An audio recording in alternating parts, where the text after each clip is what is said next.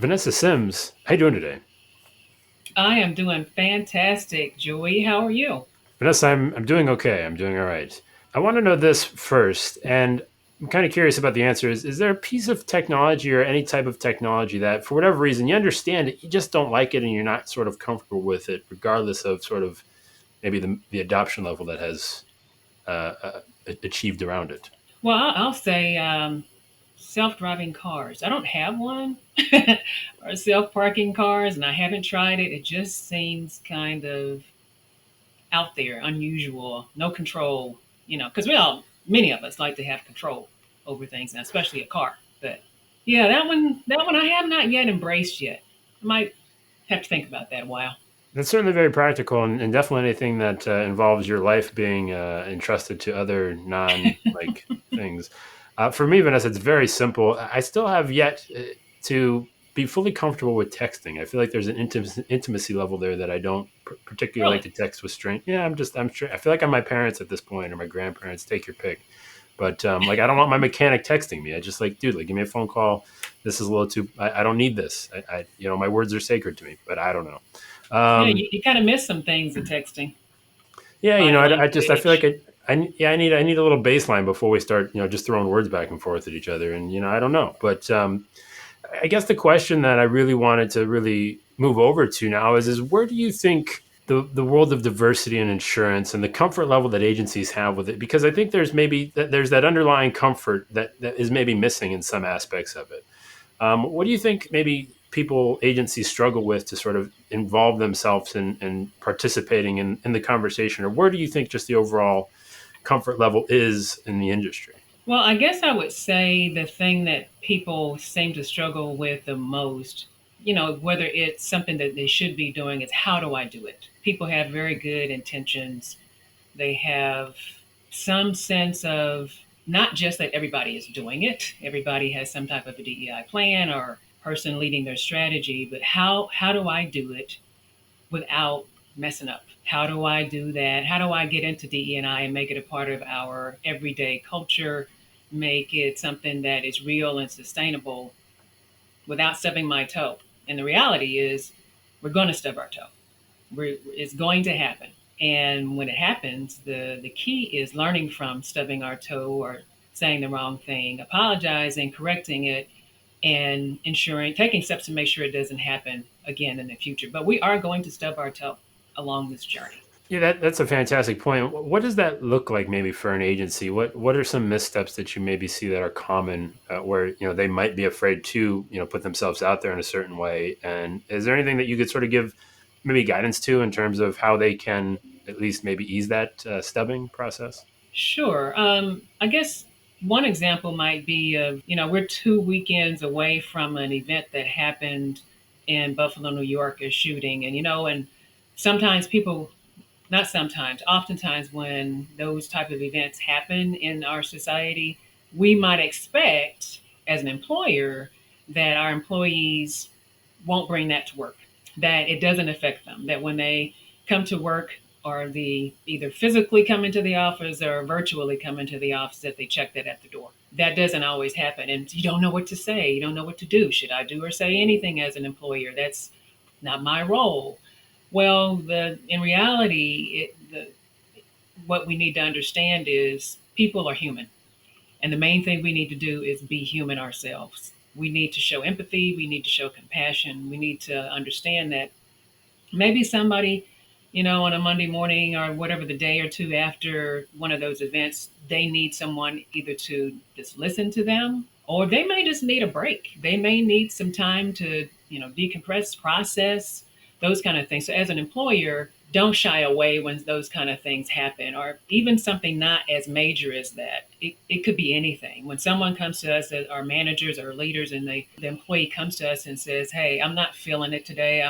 I need a break." Listen to them and give them that opportunity to they might need what we say, a brain break.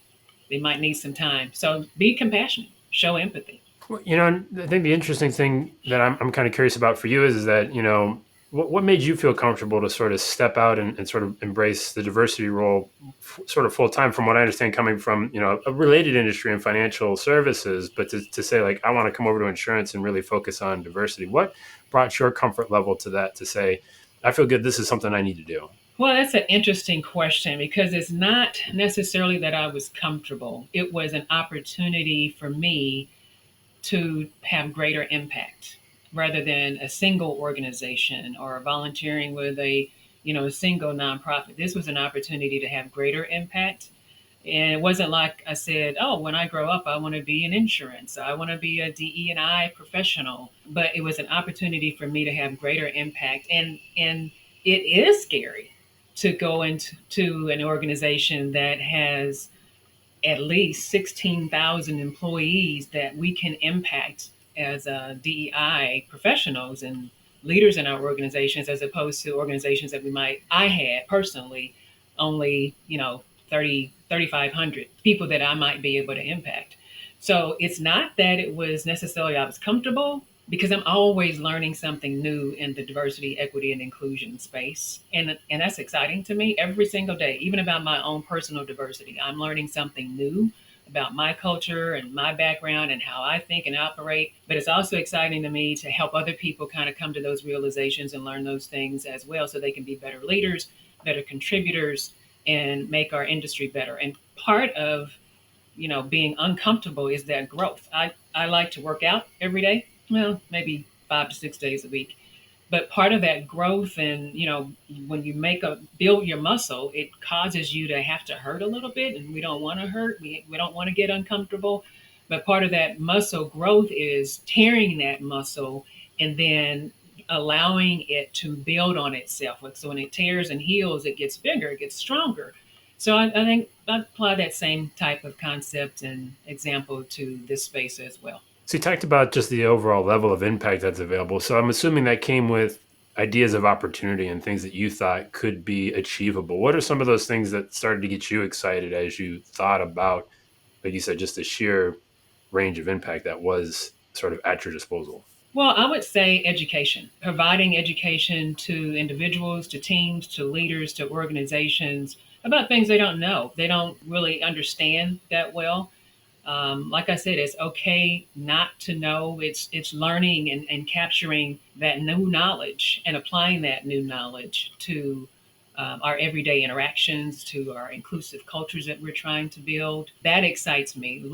Seeing the light bulb come on when I'm talking with someone or listening to what they are experiencing or what they're trying to do in their organization. So the opportunity to have that greater impact through education and through introducing new strategies and helping people develop their strategies to impact diversity, equity, inclusion, not only within their firms, but within the industry, because that's where the greater impact is going to come. So Vanessa, you said you never dreamed of being in insurance when you grew up. I mean, how dare you? First of all, I mean, come on now. But first, I mean, second, I mean, I think I love asking this question to somebody that has kind of come in with a fresh set of eyes. What did you think being on the outside, looking at it, to say maybe this is something worthwhile? But and then two, once you've gotten here, like how would you maybe benchmark, sort of where we're at and where we need to go, maybe? Well, I would say that this space, diversity, equity, inclusion in the insurance industry, is not too much different from other financial service related spaces, and banking is where I came from, or even outside of banking. I don't think that it's that much different. I think we have a sense of urgency around, at least what I've been able to see, greater sense of urgency around, okay, we've got a lot of people that are planning on retiring here in the next few years. We have a generation that is going to hold us accountable. And I think that's one of the things that we're becoming more cognizant of in this space is as we bring in new talent, we need to make sure that we are listening, that we're paying attention, because they're going to check us. They are wise beyond their years in terms of what's important to them and what they're expecting. I think that's something that we need to really focus on. But I don't think that that's truly that much different from any other industry that is coming to the realization of the power and the value and the benefit of DE&I. What do you think is on that expectation checklist of that next generation? Mm. So I think one of the things that would be on that checklist is so I see you have a diversity statement. I see you have this on your website. Now I'm going to go check and see if people who post comments about you on LinkedIn or other social media outlets, or even my friends that I might know that work in your firm, I'm going to check with them to see is what that diversity statement is saying, or what those goals that are posted on your website say. Does that match to what you're experiencing inside the workplace? So it's not only what you say, it's what you do. And if it's something that's more than a so second thing is checking the box. Are things that we as employers and leaders are saying and doing, is it just a check the box activity, or is it something that is long term, sustainable, that will impact culture for the long haul? So those are just a couple of things. Where are you investing? Where are you contributing your dollars to in philanthropy or nonprofit organizations?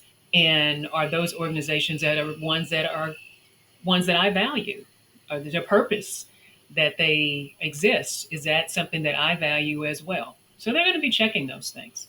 You mentioned sort of the excitement around watching the light bulb come on. Can you take me inside that conversation with, I guess I would assume it's an agency owner, but maybe that's again a wrong assumption on my part of, and also to who you talking to in the agency levels, what light bulbs are coming on at what, different, I guess, positions in the agency.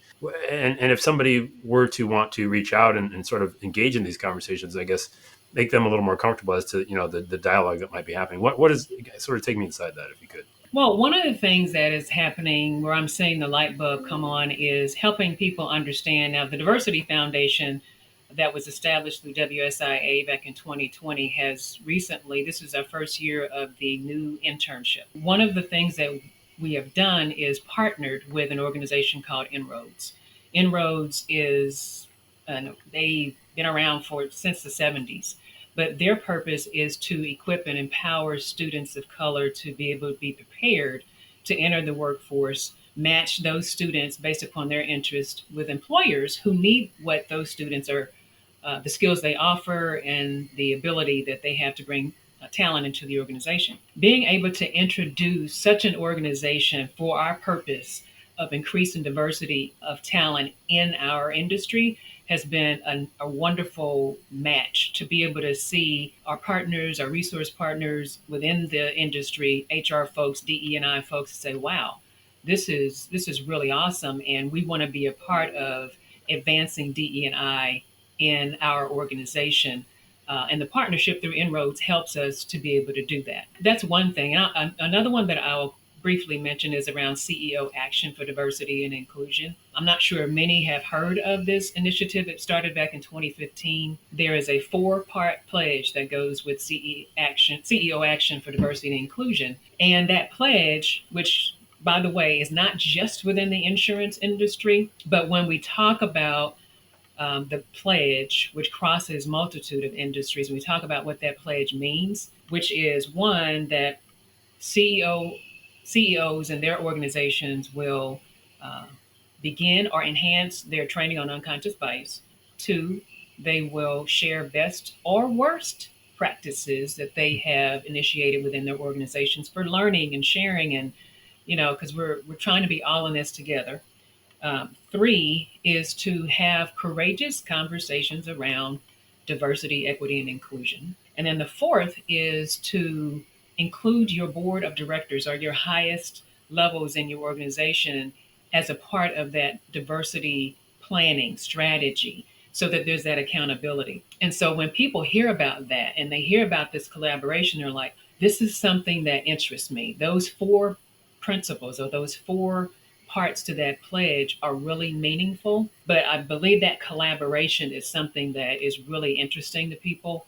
And we're seeing some interest grow in that space as well. Is there any sort of, I guess, tips that you would have? And I guess I'm thinking through a scenario where, an agency, when a position becomes available, it's sort of like a fire, sort of like a fire drill, right? They're just looking to replace it, kind of fill it as quick as possible. Is there a lack of maybe preparation around being ready to sort of find the resources to bring in talent that is not going to necessarily walk through the door. Just, again, you're going to put the ad out or whatever you're going to put in the recruiter. Is there something around that maybe is as a sort of a stumbling block for people to just not necessarily think about, filling positions a little bit ahead of time versus just sort of being more reactionary to it? So let me clarify what I think I heard. Are you referring to the environment that people are coming into? Or are you referring to how we source, how we recommend people source to bring that talent into the organization? Yeah, I mean, more the second. I think like being proactive and recommending, like better sources. It can, because these agencies have sort of a rhythm of things. Position opens up, they just do their normal, natural sort of thing of like, oh, we got to get somebody in. Like they don't necessarily take the time to think about like improving that process. I just wonder Hmm. how much of that is sort of holding things up a little bit of just not thinking about it 6 months, a year in advance. Saying if we need somebody, maybe these are the protocols we're going to take this time. I love that question because that's something that I would recommend and I've seen needs to be done more. Not just thinking about, okay, we have a opening today and, oh, let's go find some diverse talent to interview to bring into the organization. It's something that needs to be happening all the time. We need to constantly be working to expand our network, cast the net more broadly, working with organizations who do support underrepresented or in emerging talent out there that we want to build those relationships with those organizations so they can constantly we can have that relationship. And again, that's one of those, are you checking the box or are you actually doing something that's sustainable and long term? So looking outside our normal resources or sources for talent and broadening, like I said, mentioned inroads, HBCU impact, even in our local communities, what organizations are the urban league of whatever location that you're happening to be in or what city you happen to be in. Those different types of organizations, even fraternities, sororities, that we might want to build relationships with year round as opposed to, okay, we've got this opening.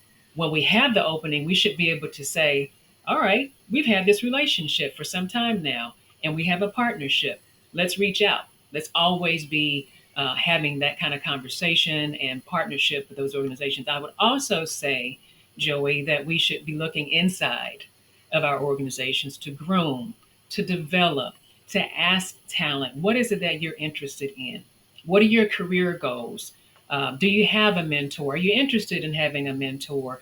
Look also not just outside, but look inside the walls of the organization because we have a tremendous talent pool right there in front of us. What are we doing to help grow and retain that talent as well? Vanessa, do you have one thing that maybe you think makes the biggest impact, or just something small that you could sort of give to, agent anybody in the agency up and down that sort of you might think might make a big difference? Is there one thing that stands out to you, just sort of to move things along that's important to you?